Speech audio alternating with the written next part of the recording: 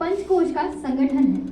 इसी की विस्तृत व्याख्या हेतु आज हम योग शिक्षा विभाग के विद्यार्थीगण आपके समक्ष एक लघु नाटिका लेकर प्रस्तुत हुए हैं। दृश्यमान शरीर, यह दृश्यमान शरीर ही सर्व व्यक्तित्व को प्रदर्शित नहीं करता। इसके लिए प्राण, मन, इंद्रिय, बुद्धि, आत्मा और अहंकार भी अपनी अपनी भूमिका का निर्वहन अपने अपने स्तर पर करते हैं। व्यक्तित्व के यह सभी घटक पंचकोश के रूप में इस शरीर में व्यवस्थित हैं।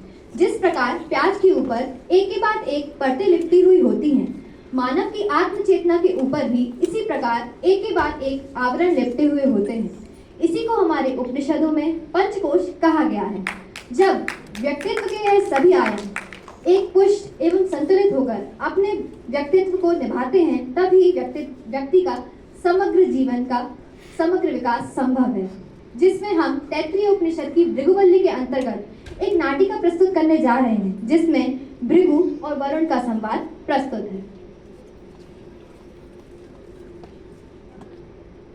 प्रणाम भगवान। भगवान, ब्रह्म क्या है? ब्रह्म कौन है? मैं यह जानना चाहता हूँ। कृपया आप मुझे ब्रह्म का उपदेश करें।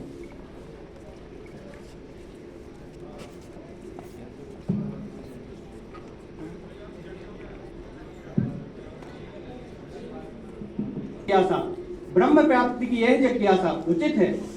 ब्रह्म वह है जिससे यह संपूर्ण चराचर जगत उत्पन्न हुआ है, जिसके आश्रय से हम जीवन को जीते हैं और अंत में इस लोक से प्रस्थान कर उसी में लीन हो जाते हैं। अन्न, प्राण, चक्षु, नेत्र, मन और वाणी ब्रह्म प्राप्ति के साधन हैं। ब्रह्म साक्षात्कार हेतु हे वत्स, जाओ और तुम तपश्चर्या का मार्ग अपनाओ। जो आज्ञा भगवान। कल्याण हो वत्स।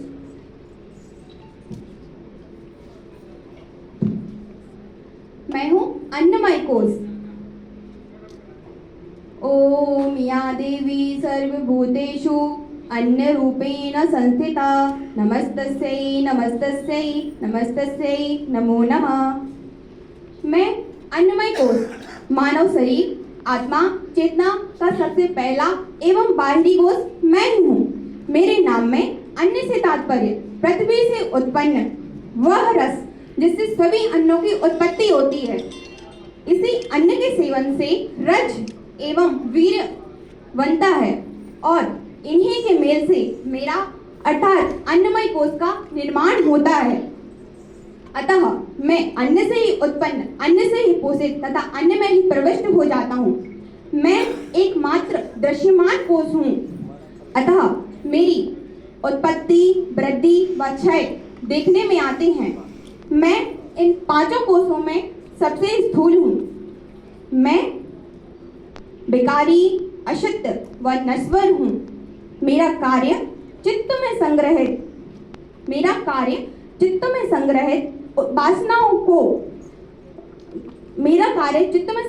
वासनाओं की प्रेरणा से इंद्रियों द्वारा ग्रहण की गई उत्तेजनाओं को भोगना है। मुझे उचित सात्विक उपवास, तत्व शुद्धि, तपश्चर्या तथा सत्कर्म के माध्यम से शोधित किया जाता है। तपश्चर्या की अवधि के उपरांत प्रणाम भगवान। भगवान, मुझे बोध हो गया है कि अन्न ही ब्रह्म है। अन्न से ही सकल धरातली जीवों का जीवन व मरण है। अन्नम ब्रह्मेति व्यजनात् अन्नाद्वये खल्विमानि भूतानि जायन्ते। हे वत्स, तुम्हारे द्वारा प्राप्त यह ज्ञान सर्वदा उचित है, परंतु यह ज्ञान अपूर्ण है। इसीलिए जाओ और पुनः जाके तपश्चर्या का मार्ग अपनाओ। जो आज्ञा गुरुवर। योगो हि ज्येष्ठस्य श्रेष्ठस्य। मैं हूँ प्राणमय कोश, आत्मा का द्वितीय आवरण अर्थात व्यक्तित्व का दूसरा आयाम। मेरे मूल में प्राण है। प्राण अर्थात मूल अर्थात ऊर्जा, जीवनी शक्ति।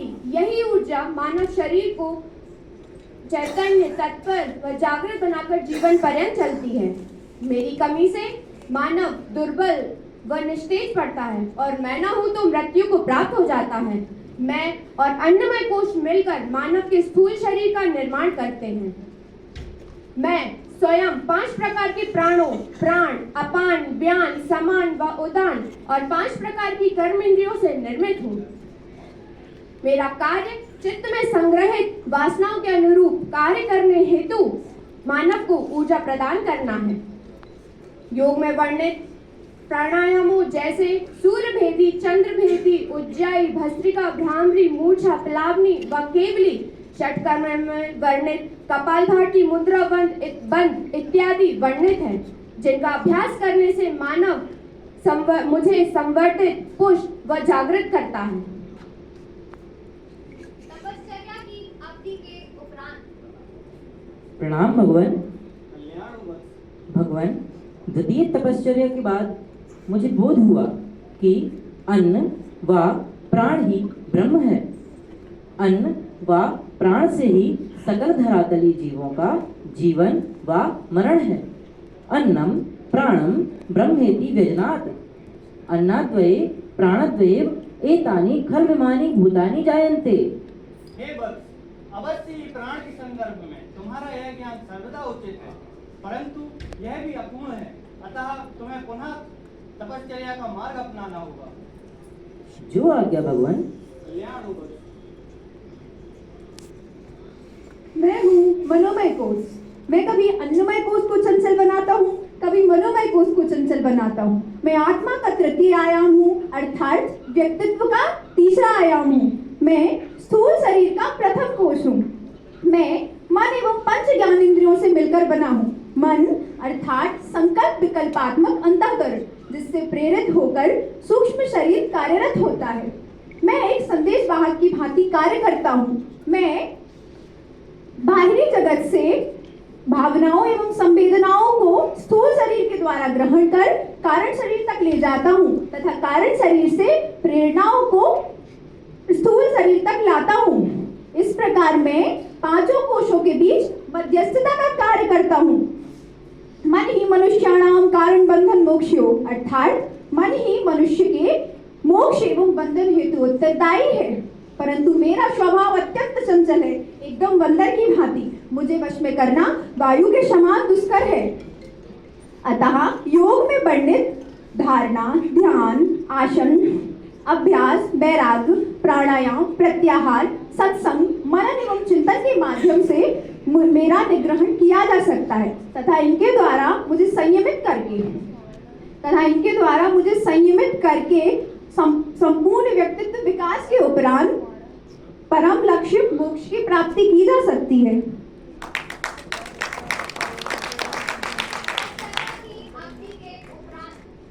प्रणाम भगवान।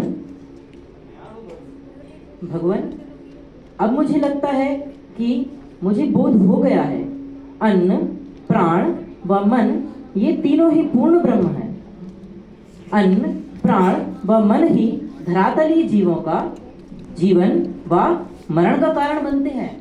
अन्नम प्राणम मनम ब्रह्मेति व्यजनात्। अन्नाद्वये प्राणद्वयेव मनसोएव एतानि खर्वमानि भूतानि जायन्ते। बस निसंदेह तुम्हारी मन के प्रति तुम्हारी अनुभूति उचित व उत्तम है, परंतु यह भी अपूर्ण है, अतः तुम्हें ब्रह्म का संपूर्ण व यथार्थ ज्ञान करने हेतु पुनः तप करना होगा। जो आज्ञा भगवान।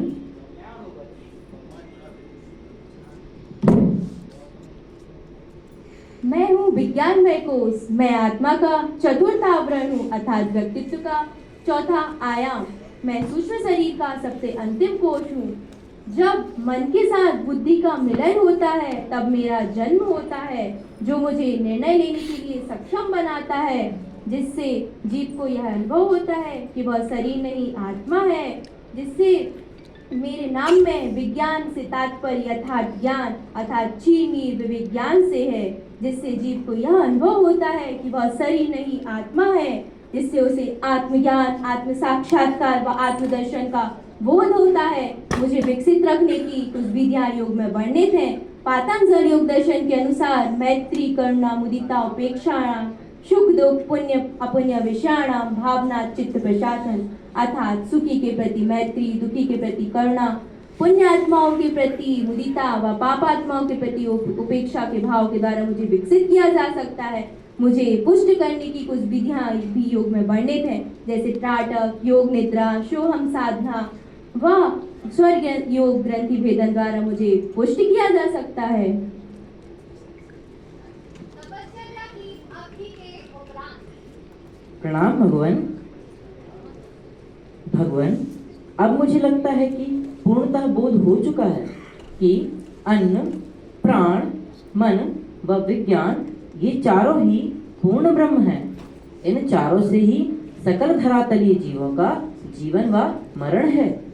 अन्नम प्राणम मनम विज्ञानम ब्रह्मेति वेदनात्। अन्नाद्वये प्राणद्वये मनसोएव विज्ञानद्वयेव एतानि खल्विमानि भूतानि जायन्ते। बस विज्ञान के विषय में तुम्हारा यह ज्ञान नितांत उत्तम व उचित है, परंतु तुम्हारा बोध अभी भी अधूरा प्रतीत हो रहा है, अतः तुम पुनः तप करो। जो आज्ञा भगवान।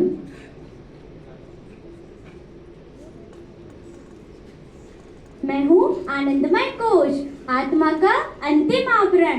मैं ही मानव के कारण शरीर में विद्यमान भी हूँ। मुझे कारण या अनुभवातीत शरीर भी कहते हैं। मैं शांत, आनंद, स्थिरता, निश्चिंतता एवं अनुकूलता की स्थिति हूँ। मैं ही परमानंद की स्थिति हूँ। मुझे प्राप्त करने के पश्चात मानव के मन में आने वाली सभी कामनाओं को त्याग कर आत्मा में ही संतुष्ट रहता है, जिसे विषय व विषयी का अभाव हो जाता है। द्वैत की प्रतीति नहीं रहती है, अर्थात सुसुप्ति अवस्था उत्पन्न हो जाती है, जिसे मुझे प्राप्त करने के पश्चात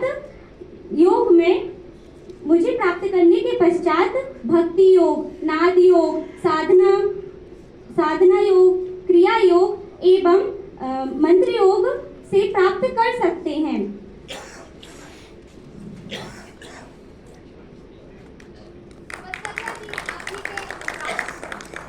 प्रणाम भगवान।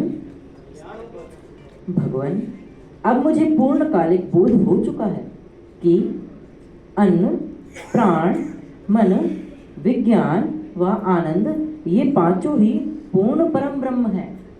इन पांचों से ही सकल धरातलीय जीवों का जीवन व मरण है।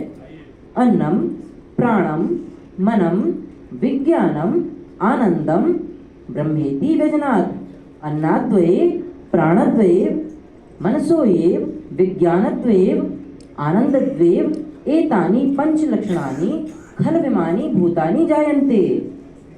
हे वत्स, तपश्चर्या द्वारा प्राप्त तुम्हारा यह ब्रह्म ज्ञान अब पूर्ण हो चुका है। अब जाओ और इस ब्रह्म ज्ञान को जन कल्याण में लगाओ।